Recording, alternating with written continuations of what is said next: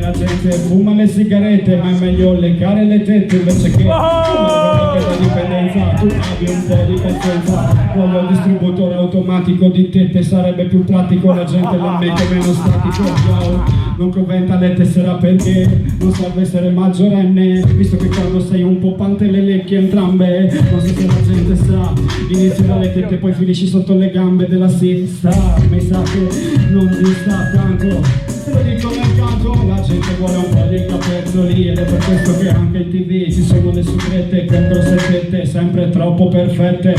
Non so voi di che opinione, a me non piacciono le tette di silicone, preferisco quelle naturali, scendenti, pendenti che quelle autoreggenti.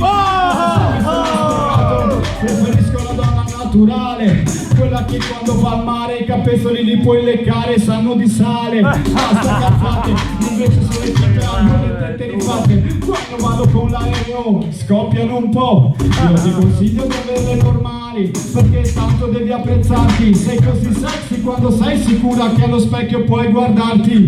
Vieni infatti con la tua personalità, invece che avere le tette così grandi che la gente si balla sopra tipo Tagada.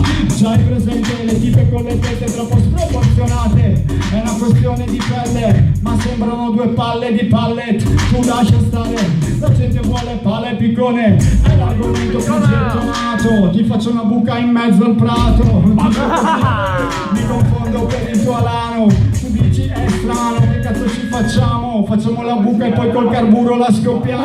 Come sappiamo, ogni friulano sa come si suona, ogni friulano sa il gas come funziona. Il carburo dello squadrologo, ti potrei fare un monologo. È così la giusta fruizione, metti il carburo sotto la buca e sopra il bidone, pronto per l'accensione, dopo per la detonazione e il danno. Noi scopriamo il carburo anche fuori di Capodanno.